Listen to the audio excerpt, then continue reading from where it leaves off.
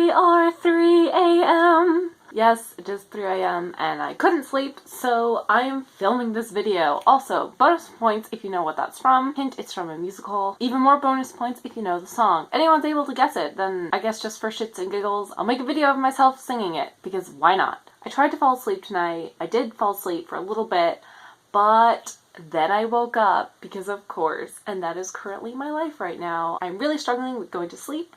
So, in an effort to change things up and to try and get something done, I figured that I would film this video and then go to sleep. Also, I have hot chocolate because maybe that will help me fall asleep too. It's so good. It's chocolate abuelita. That is literally my favorite hot chocolate. Okay, so today I am going to be doing a TBR for the Asian Readathon, which we probably just could rename this to China Readathon because, if you guys didn't know, I was supposed to go to China this month, and because of coronavirus, that isn't happening. So I figured that I would have all my books, or most of my books and my things that I would be doing for this readathon themed around China, because I'm very upset that I cannot go. I'm kind of following the prompts, kind of not. I'm sure that they would fit anyway. So I'm just going to read the prompts off to you, then show you what I'm planning to read. I do have a China shelf portion of my bookshelf, and that's like most of these books here. And then I also have some up here because, of course, they wouldn't all fit together. So I pulled some off, and I guess I'll show you what books I have. I've been trying to do this readathon, but choosing books that I already have, so I don't have to go to the library and get them, other than to get the audiobooks if they have an audiobook. I wrote down the prompts. This read-along readathon thing was created by Sydney from Reads with Sydney. I'll link her channel and all of the information down below, so if you want to participate, you can too. There's only 5 major prompts, and the goal of this was to make it very accessible to people to just sort of enjoy more Asian literature. And I know she did say in her video, because I did watch the video, that she wanted us to diversify our reading, but I opted against that. I really wanted to read some things about China in lieu of being actually able to go.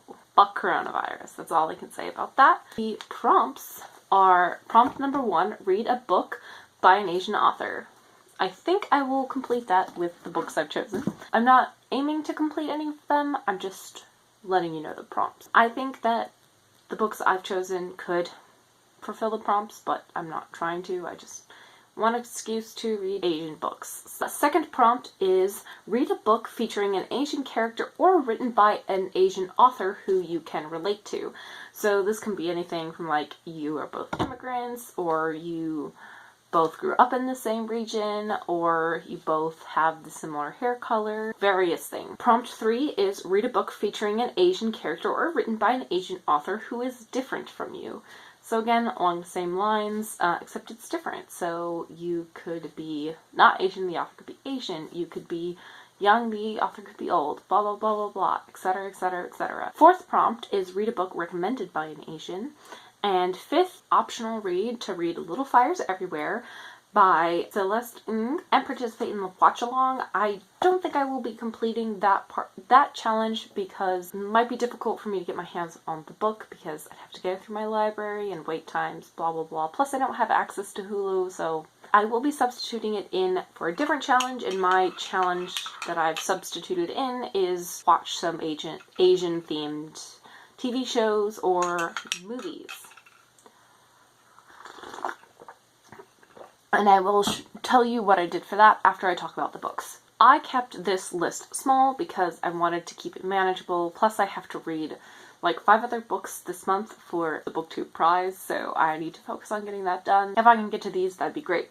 So the first one I picked up is Wild Swans, 3 Daughters of China by Zhong Chang. This I thought would be a very interesting book. I've been wanting to pick this up. So this follows 3 women. They are direct descendants, so it starts off with the grandmother, and then to the mother, and then the daughter. And it follows their lives in China and follows the history. And I picked this up a while ago, and I've been meaning to read it, so this is a perfect time to read it. It's nonfiction. Spoilers, I think most of these are nonfiction. I'm very excited to read this.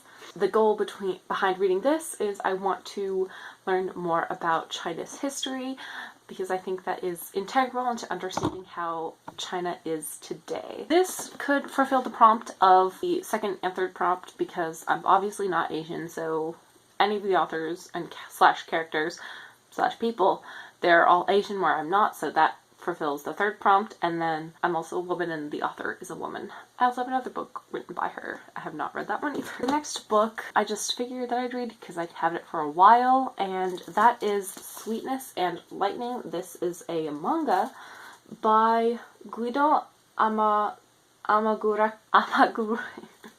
I'm just gonna give up. This was recommended to me by a friend. We were at a local Japanese mart that had we were in the bookstore part, because of course we are, because we're both nerds. We picked this up and she suggested this to me because at the time I was complaining about how I couldn't cook, and this series in general has recipes in it and I haven't even opened it. I figured that I'll read this one. So this is the only non-China related thing that I'm going to pick up for this month. And it's about a father-daughter pair who are dealing with the loss of their mother. I have to constantly stir this.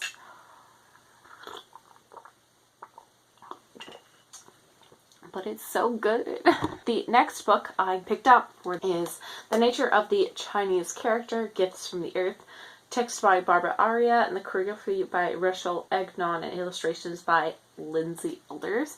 So again, I picked this up a while ago, and if you do not know, I'm trying to learn Chinese. So it's just these little things where it has the Chinese character, and then it actually shows you how to draw the Chinese character, and has a little bit of an explanation. And reading this might be helpful in my very long journey to learning Chinese, going in a direction. The last book that I wanted to talk to you guys about is The Good Women of China by Xi Ran. You probably recognize this book because I put this on my TBR for Nonfiction November and never got around to it because I'm lame. This does not have an audiobook, and so it would fulfill my monthly challenge of reading one book without an audiobook, which I have been failing recently. I've not done that in the past 2 months. The past 2 months have been chaotic, so I think I get a pass. This just follows a bunch of different women's stories living in China. The author actually worked at a radio station, so she broadcast that was a call-in shows, and it got a bunch of feedback, so I think this book is going to talk a lot about that, and hopefully I can get to it this month, but we don't know. Good news, though, is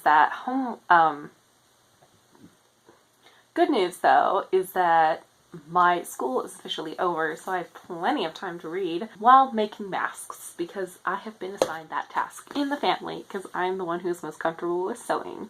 The very last thing that I wanted to tell you guys about and show you is sort of my replacement for the last prompt, which I have made to be watched Asian-centered movies, TV shows. So I've chosen 2 things because I felt like those were attainable. The first one is Ip Man 2. So I watched the first Ip Man for the first time over the summer, a bunch of my friends, and I was talking to some of my Chinese friends about it. They're just like, we gotta watch the second one now, and I've been putting that off, so I think that is on Netflix, although I have not verified that, so I don't know.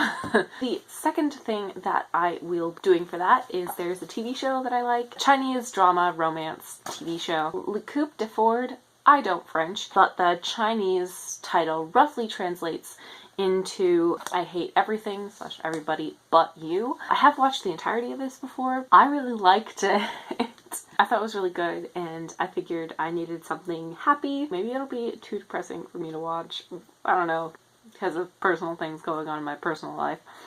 But hopefully it isn't, because I think it's really cute. Maybe I might get my mom to watch it with me because she loves romance things. That's it for this video. We'll see how May goes.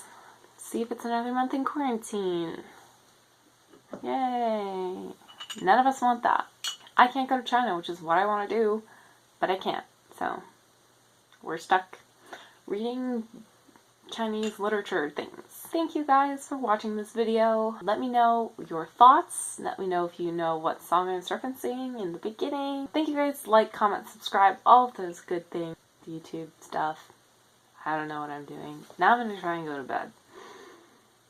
We'll see. I've been struggling with doing that a lot lately.